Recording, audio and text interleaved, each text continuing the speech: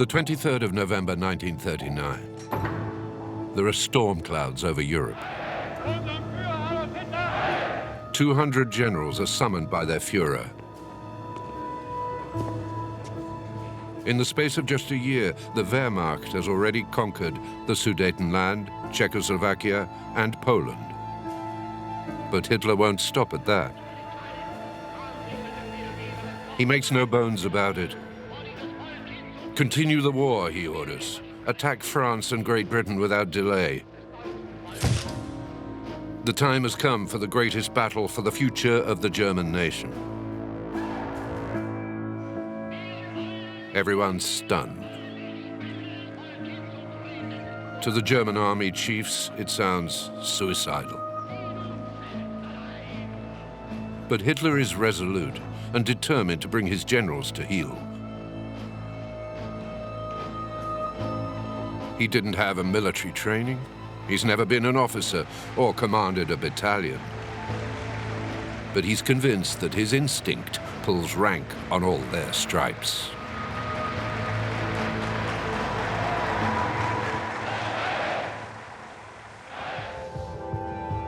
So the German staff is mobilized without delay.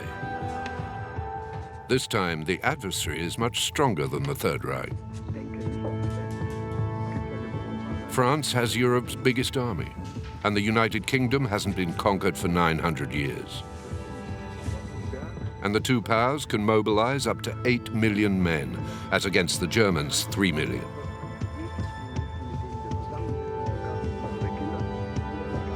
But Hitler ignores all the figures and the campaign plans.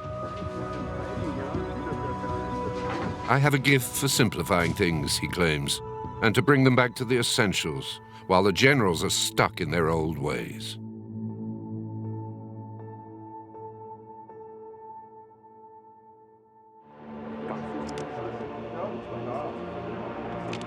It's a general, however, who will enable him to act on his intuitions.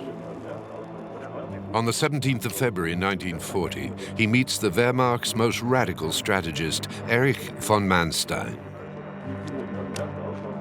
Like Hitler, von Manstein thinks they should take the enemy by surprise. And like Hitler, he believes they must be bold. But he is relying on a military culture that the Chancellor is sorely lacking in. He proposes a novel campaign plan whose success he guarantees.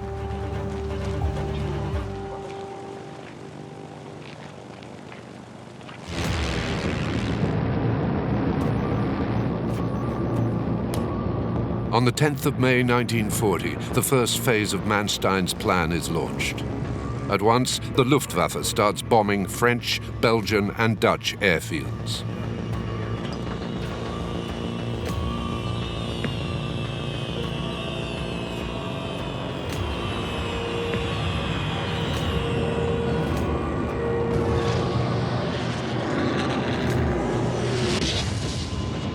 Over 100 planes are destroyed before they can even take off.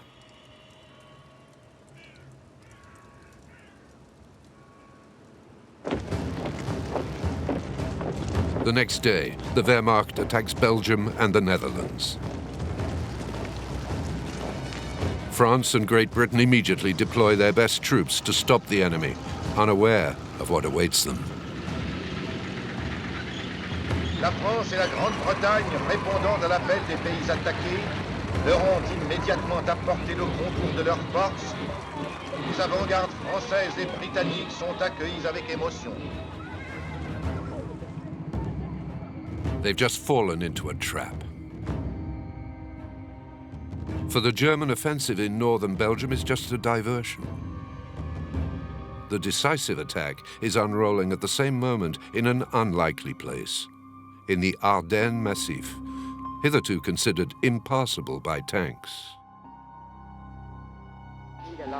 This audacity is for Hitler the key to success. But it's not enough for Manstein. They should also seize the city of Sedan before the French can see through the ruse. And in just 5 days, a record time.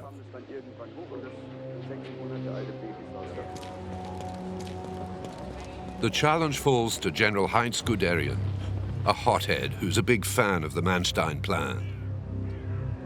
He's champing at the bit. It's the perfect opportunity to show off the mobility and power of his tanks.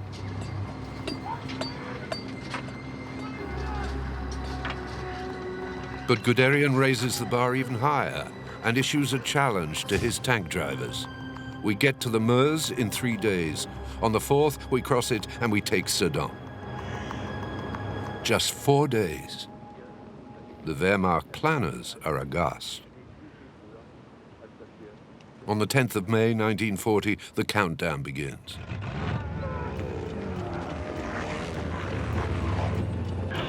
Guderian launches his tanks on a frantic race. The panzers don't slow down to get round obstacles.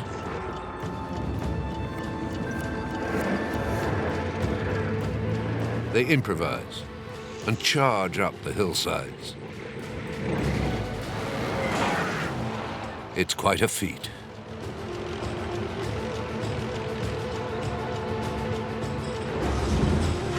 The scattered French troops panic faced with this unprecedented assault.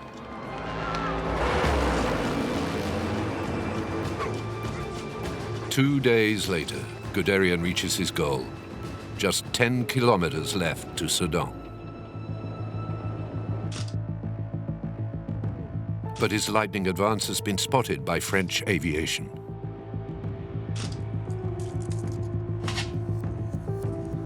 The aerial photos are quite clear. The French military staff, however, judge the information absurd, convinced there's just one German offensive, and it's going on further to the north, where the Allied forces are concentrated.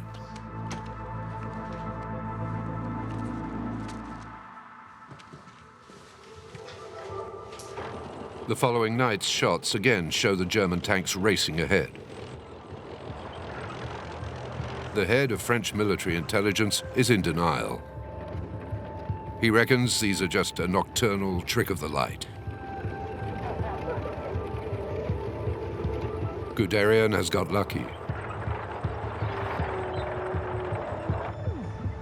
But suddenly, the Wehrmacht's rear finds itself stuck in a huge traffic jam.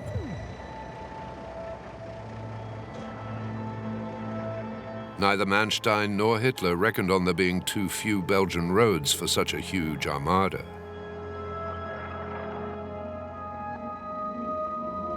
The troops are worried. They're an ideal target for bombardment. But through a lack of coordination, the Allies miss a second chance to halt the invasion. And the last tanks in the column manage to join Guderian's advanced troops unhindered. Even the weaknesses in the Manstein Plan can't hamper the German advance. Soon they're again brought to a halt at the banks of the Meuse. The moment of truth is at hand.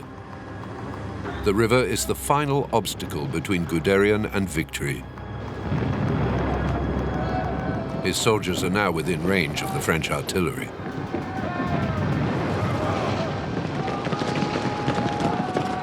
"60,000 men and 22,000 vehicles must cross under a hail of fire. They're covered by the Stukas that are relentlessly bombing the enemy positions. Thanks to them, Guderian's tanks reach the far bank almost intact.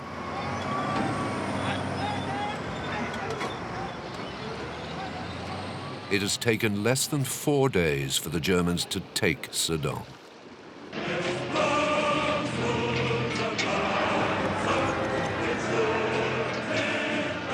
Manstein's strategy has paid off.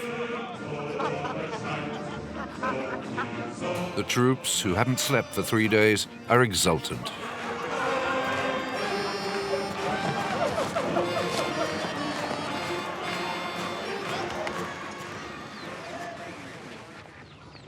On learning the news, Hitler writes, "It's a miracle, a real miracle." He wasn't counting on such a resounding success. But he will compromise it all at the very moment that victory is so near. Guderian, who has pursued the Manstein plan without even waiting for the order, now has the Allies cornered at the Channel. 300,000 British soldiers are surrounded at Dunkirk at the mercy of the Wehrmacht.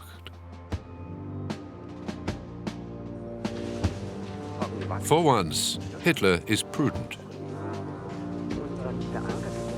Too prudent.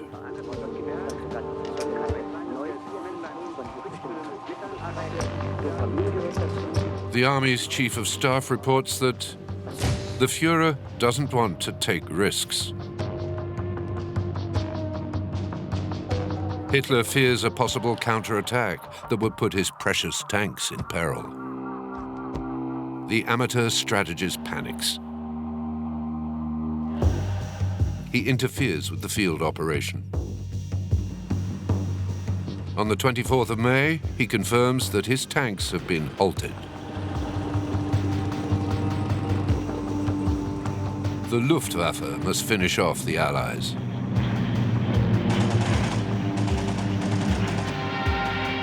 The German Air Force is rapidly running out of planes to combat the Royal Air Force, who've come to the rescue.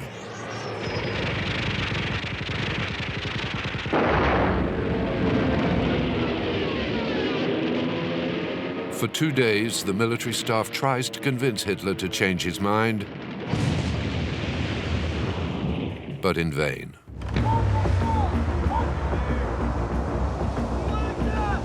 And when he finally realizes that his victory is slipping away, the British troops are already out of reach.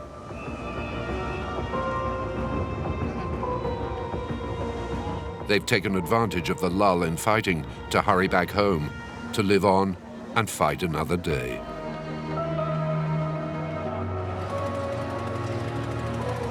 Winston Churchill proclaims, "We shall defend our island, whatever the cost may be.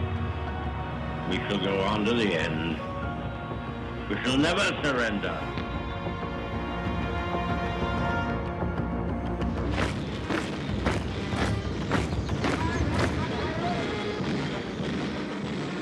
Hitler didn't expect such determination. But what really counts for him is that his victory over the French is now assured. The old enemy has been defeated. On the 22nd of June 1940, Marshal Pétain's government signs the armistice. At the Chancellor's request, the ceremony takes place in the forest of Compiègne, at the same place and in the same railway carriage in which the defeat of Germany in 1918 was sealed.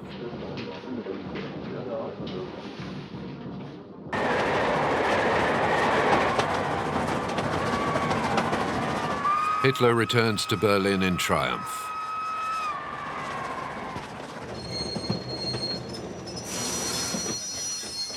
The Führer has made Germany great again.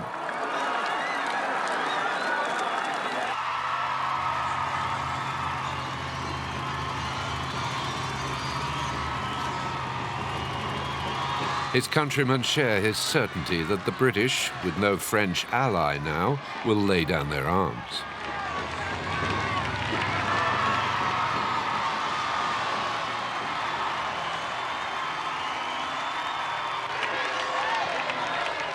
Thousands of Berliners besiege the Chancellery. Some of them have been waiting nearly 6 hours to get a glimpse of the man of the moment. One young soldier gives voice to all the devotion. For me, he's the greatest man alive. He's almost like an all-powerful god. Hitler can't believe his luck.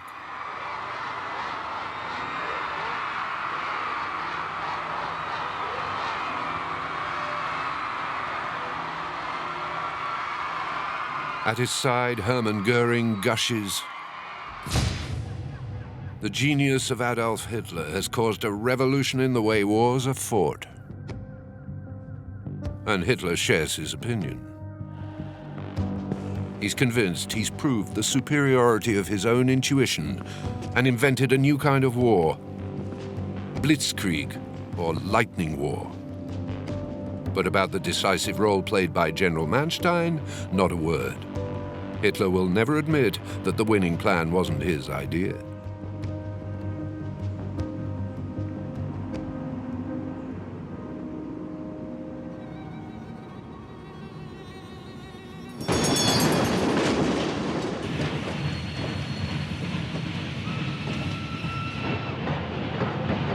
So, now Hitler considers himself the greatest strategist the world has ever seen. In December 1940, he decides to attack a new enemy, Stalin's USSR, a land 26 times bigger than both France and Belgium combined. He's convinced that the Reich has to conquer enough living space to ensure the survival of the Aryan race. And the time has come.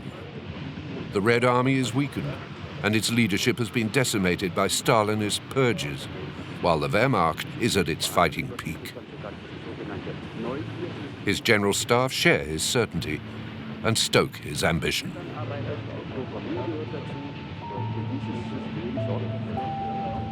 But the Führer underestimates his new enemy.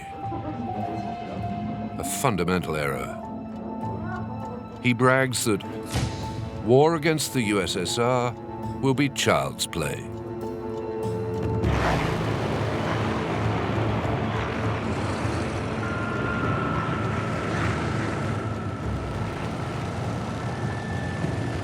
On the 22nd of June, 1941, 3.5 million soldiers surge into the Soviet Union as Operation Barbarossa is unleashed.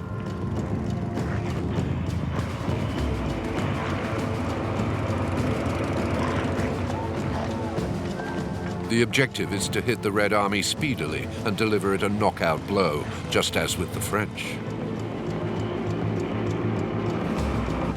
The element of surprise pays off, and the Red Army's defenses are pulverized.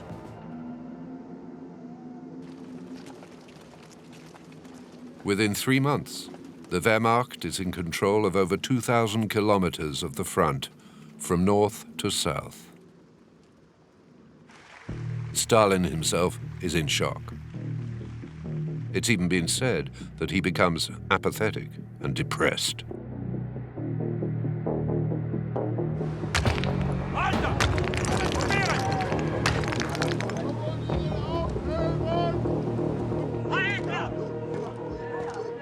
Far from the field of battle, Hitler is satisfied with the progress of his troops, as well as with the commandos busy exterminating Soviet Jews.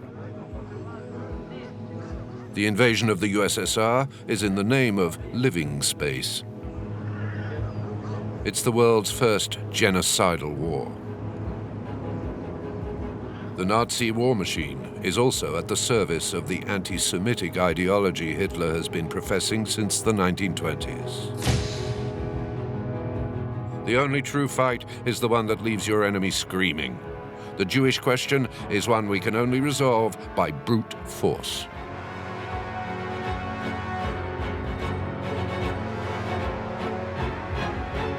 In Belarus and the Ukraine, in Estonia and in Lithuania, Jewish men, women, and children are being systematically murdered.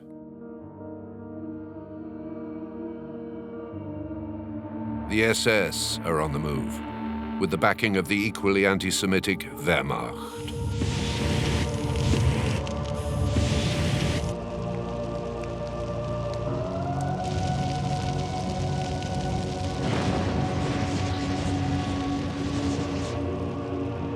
The whole hierarchy is involved, from the ordinary soldiers to the very highest ranks. And so, in early December 1941, General Manstein, the brilliant strategist of the Western Front, gives the order to eradicate, before Christmas, the male Jewish population of Simferopol in the Crimea. To meet the deadline, the state provides him with executioners, vehicles, fuel, and soldiers. 11,000 people are shot dead in less than 3 weeks. During this first year of occupation, almost 1 million Jews are massacred.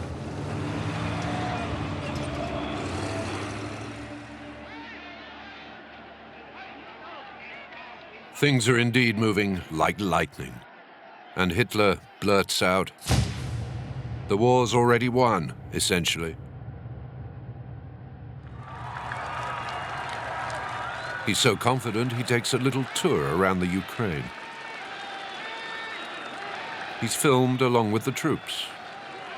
No more the great statesman, the adulation of his people, he's now the seasoned war chief respected by his peers.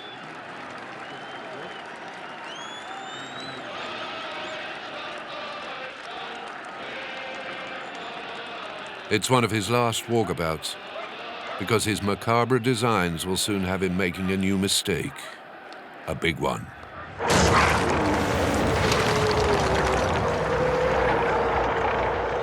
It is he himself who chooses Leningrad, the USSR's second biggest city, as his main target.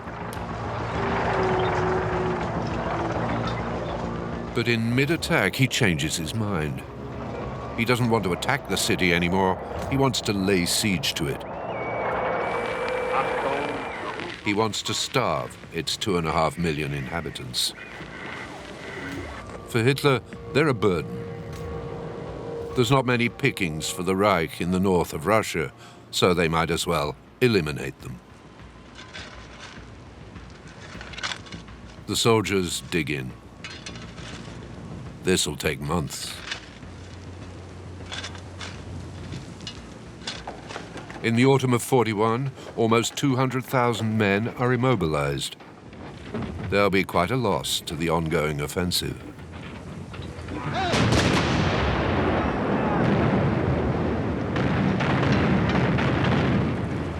The Wehrmacht will never overcome the city, and Hitler will lose this important battle.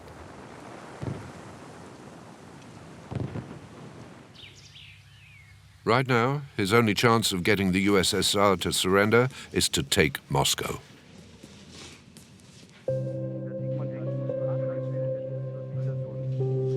The generals have been going on about this for months, but Hitler would have no part of it even before he invaded, saying that he wasn't going to make the same mistake as Napoleon. General Jodl reckons that Moscow gives him the chills. Hitler gives in the end, though.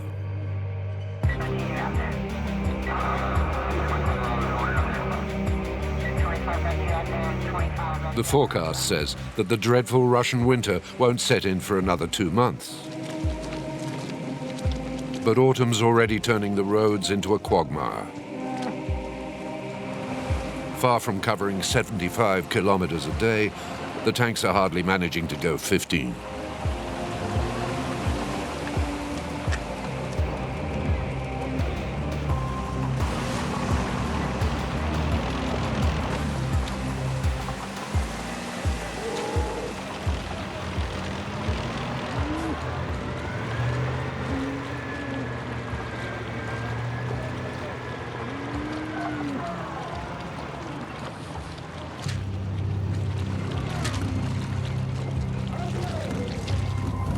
On the 13th of November 1941, the first snowflakes take the men by surprise. Then, a few days later, a freezing blizzard.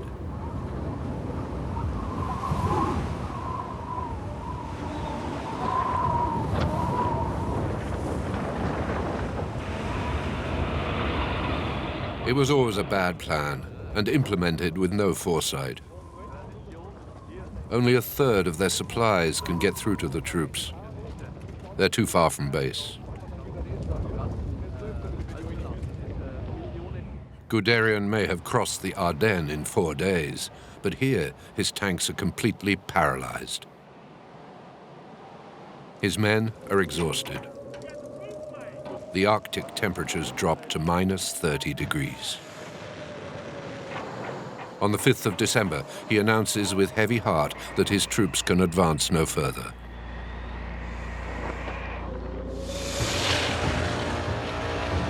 And that's when the Soviets counterattack. A massive offensive that takes the Germans completely off guard.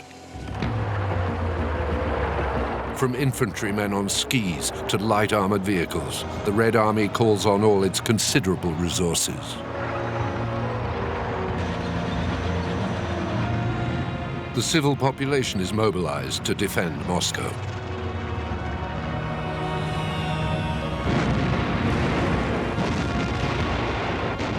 General Zhukov has 10 armies, all battle-ready, and he throws his men at the Wehrmacht.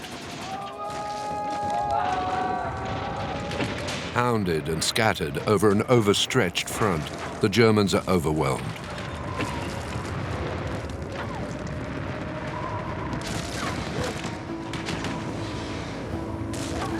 It's such a violent attack that Guderian just can't push back. Every man at the rear is brought up to swell the ranks. Drivers, grooms, bakers even. A total waste. Like Napoleon, Hitler is doomed to retreat.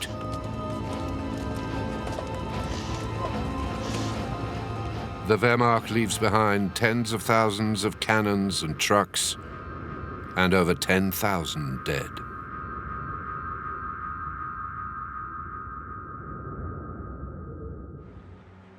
Внимание! Говорит Москва! Последний час.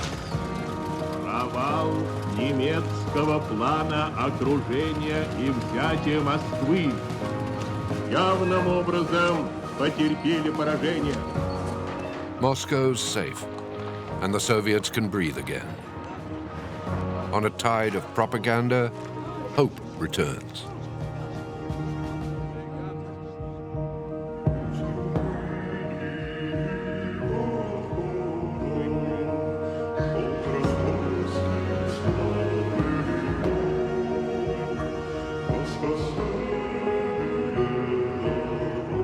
Stalin's looking much better.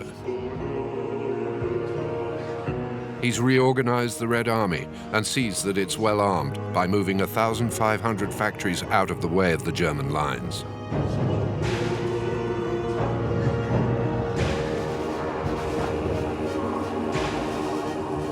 They're producing twice as many tanks as the Third Reich.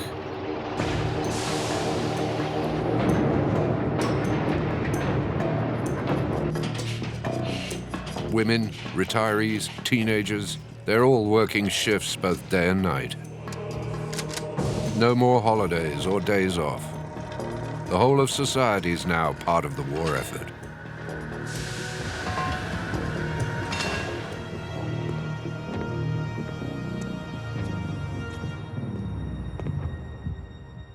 Hitler takes it hard. The war in the East is no child's play now. He thought the Soviets would crumple at the first combat. Just once will he recognize his error. In just one film clip will he unwittingly reveal his thoughts. Wir wussten das selber auch nicht so ganz genau, wie ungeheuerlich diese starken Rüstungen. Sie haben die ungeheuerste Rüstung, die Menschen denkbar ist. Also, wenn mir ein General von mir erklärt hätte, dass hier im Stab 35.000 Panzer dieser Ziele haben, Sie sehen alles doppelt oder zehnfach. Das ist Wahnsinn, Sie sind Gespenster. But to the General Staff and to the German people, the Chancellor can never admit his mistake.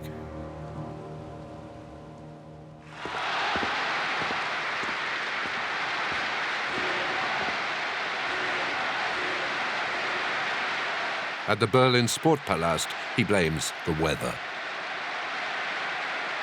Die Verteidigung hat uns nicht der Russe aufgezwungen, sondern nur 38 und 40 und 42 und zum Teil 45 Grad Kälte waren es. Und in dieser Kälte, da kann eine Truppe, die das von sich aus nicht gewohnt ist, zunächst zu wenig kämpfen. Dieser Moment war diese schwere Umstellung. For the German people, despite their brave smiles, it's a huge disappointment. Hitler promised them a lightning victory. It's clear that the war will continue. Soon the men on leave will have to return to the front. For the first time, a doubt crosses their minds. What if the Führer's not infallible?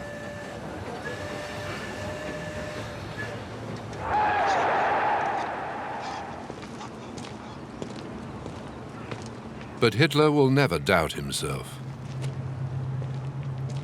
If the blitzkrieg in the East is a fiasco, it's his incompetent generals who are to blame.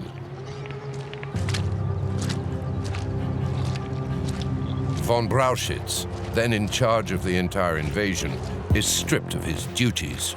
To replace him, the Führer chooses the only man he entirely trusts: himself.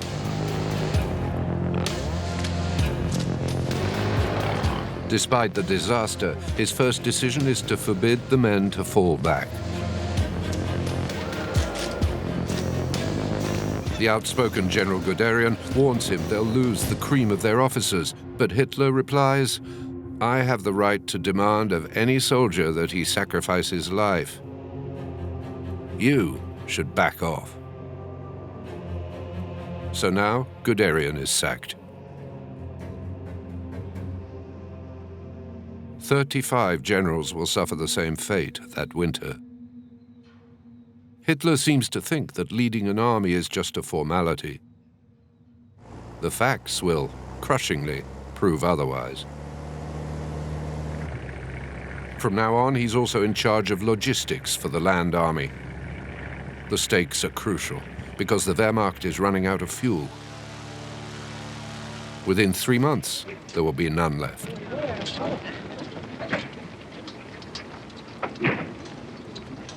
So Hitler comes up with a risky plan. He'll seize the oil fields of the Caucasus and thus bring down the Soviet Union while he's at it. 2 birds with 1 stone. But time is of the essence. The quickest way would be to strangle Moscow by cutting off its supplies on the river Volga. He pinpoints a crucial spot on the route: Stalingrad. And not because of its name, because of its armaments factories.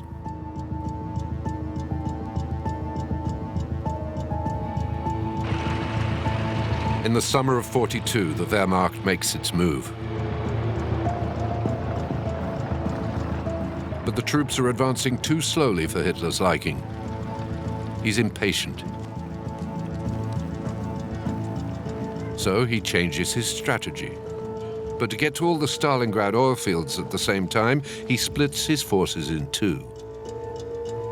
Each of the 2 fronts thus finds itself fatally weakened.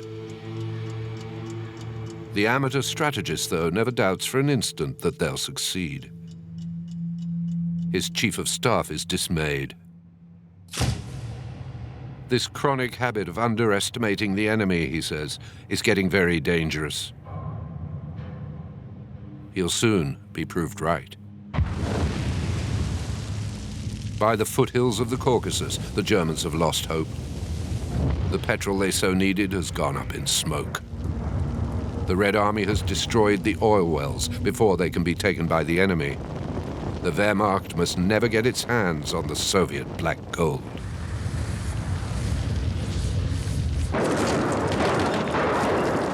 But the worst is yet to come. At Stalingrad, the 6th Army, the pride of the Reich, is in difficulty. Faced with fierce resistance from the Red Army, it gets sucked into history's first ever great urban battle. It's close-range fighting. You can die for a staircase, for 1 more floor, for a street corner.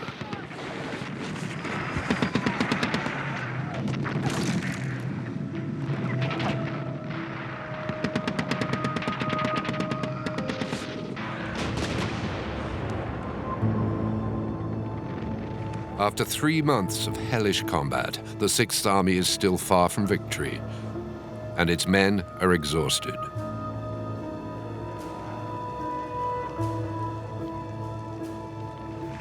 and Hitler said the city would fall in 8 days. Even as the battle was raging, he said, Sie können der Überzeugung sein, dass uns kein Mensch mehr von dieser Stelle wegbringen wird.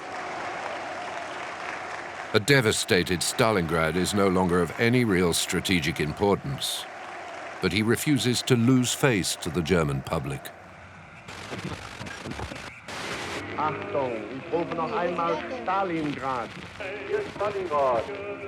On the night of the 24th of December 1942, propaganda leads many families to believe they're listening in on the fight.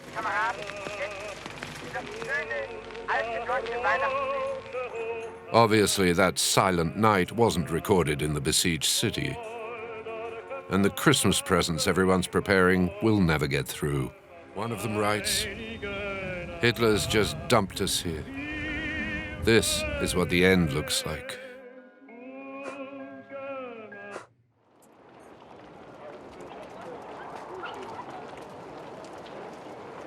On the morning of the 2nd of February 1943, 90,000 refugees from hell give themselves up to the Soviets.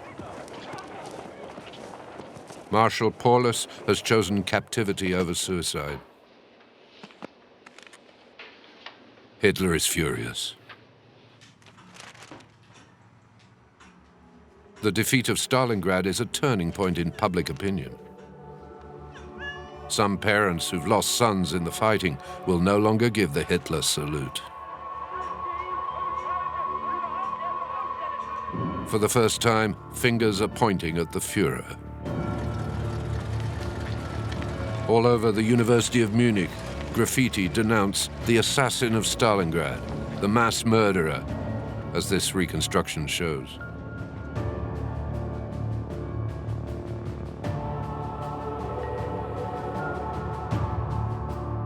Elsewhere, one underground paper is glad he's been given a kicking.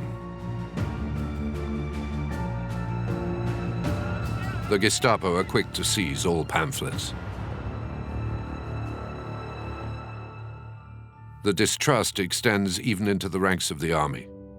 One officer, Winrich Baer, admits that all the admiration I had for Hitler as head of the armies, as a human being, but also as the Führer, was broken forever.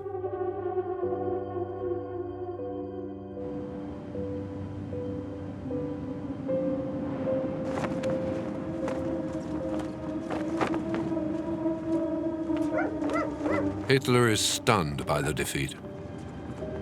He doesn't dare announce it to the German people. He hides himself away. He's obsessed with this war, devoured by it. Insomniac and living on tranquilizers, he's turning into a wreck.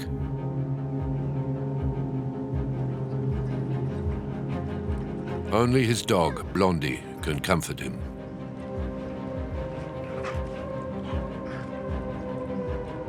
General Guderian, back after a year in disgrace, doesn't recognize him when he sees him. The Führer is less sure of himself, he says. He has trouble finding his words. His left hand is shaky.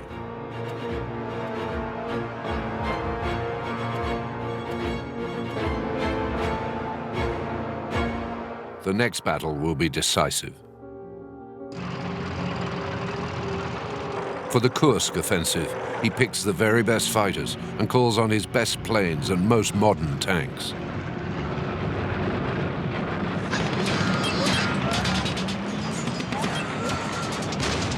The Soviet tanks may be less sophisticated, but there's twice as many of them. The Red Army rapidly gains the advantage.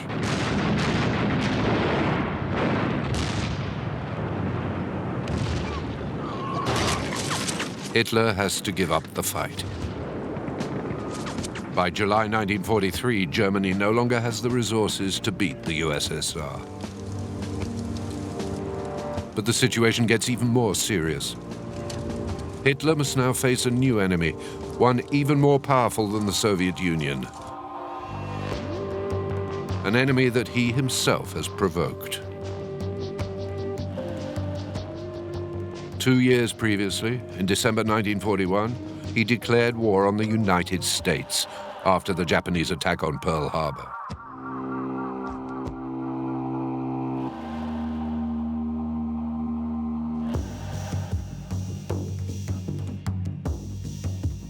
He alone stood up to the world's greatest economic power.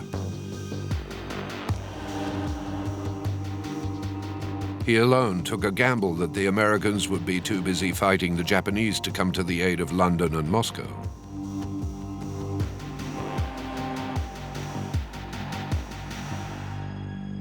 Hitler had no idea of the power of the storm he had unleashed against himself.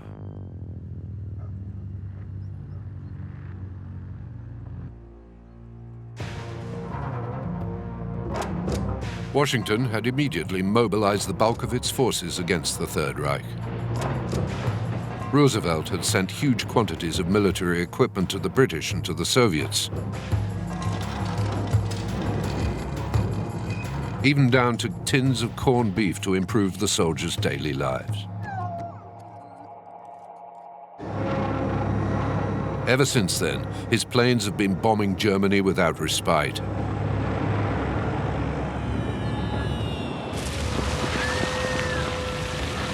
Especially its cities and industrial centers. Hamburg, Essen, and Berlin are in ruins.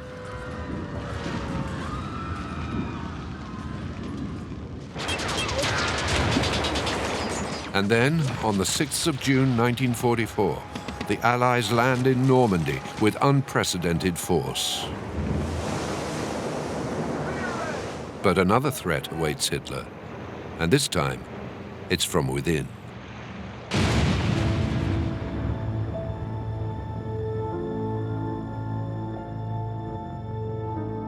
On the 20th of July 1944, a bomb explodes at his headquarters. The attack has been organized by a handful of his own officers. It leaves 4 dead. The Führer miraculously survives. His distrust of the senior officers is turning to paranoia. He exclaims, "Now I have proof. The entire general staff is contaminated. But for those traitors, we would have won long ago."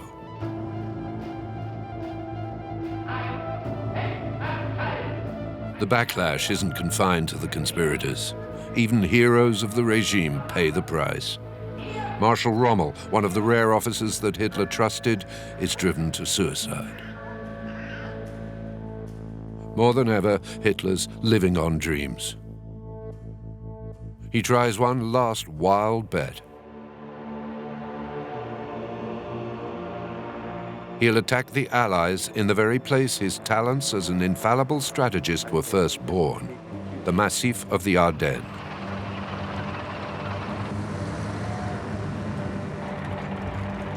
But the intuition he relied on back in 1940 has deserted him now. This last blitzkrieg can never succeed. The Wehrmacht's now just the shadow of the great army that once brought Europe to its knees. In January 1945, it is crushed by the Allied counterattack.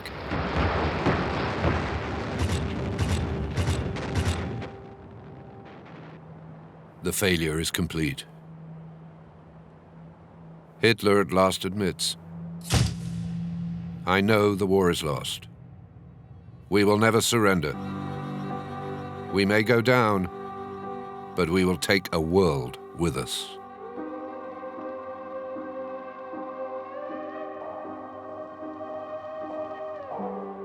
One last time, he speaks to the German people.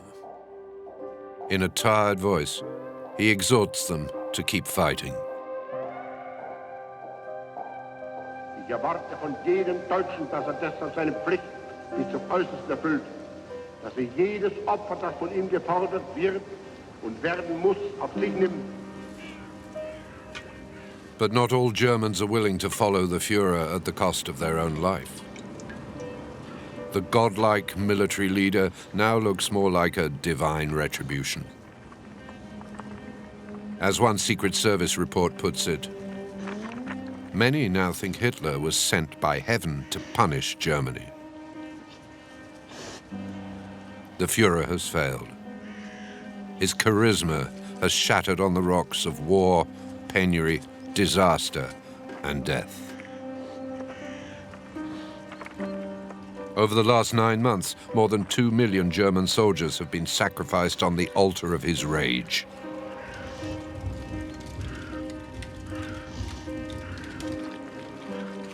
Now whole regiments are surrendering to the Americans, often without a struggle, and the tide of deserters is growing.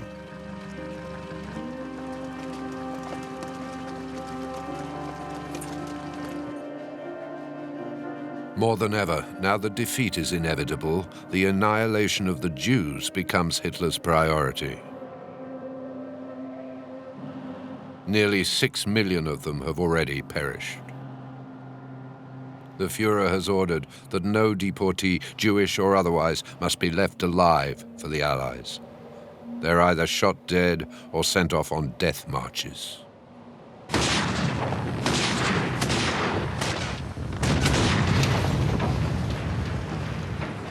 In the spring of 1945, Berlin is besieged by the Red Army. Hitler now never leaves his ruined chancellery. He hides in the basement, in his bunker. He can no longer hide that he's ravaged by Parkinson's. The commander of Berlin's defenses describes him. Das war der Mann geworden, eine körperliche Sünde.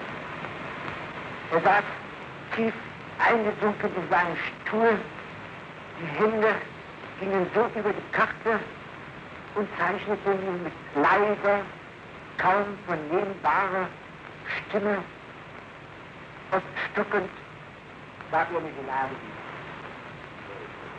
War menschlich fertig. On the 30th of April, Hitler commits suicide. Even in his will, he lays all the blame for the war on the Jews and maintains he's done nothing wrong.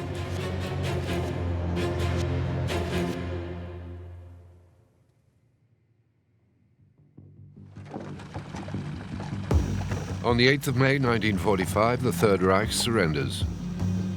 The Allies divide up the spoils. And with a Cold War looming, everyone starts claiming victory. Adolf Hitler, the new incarnation of pure evil, the intrepid strategist who almost had all Europe at his feet, is defeated.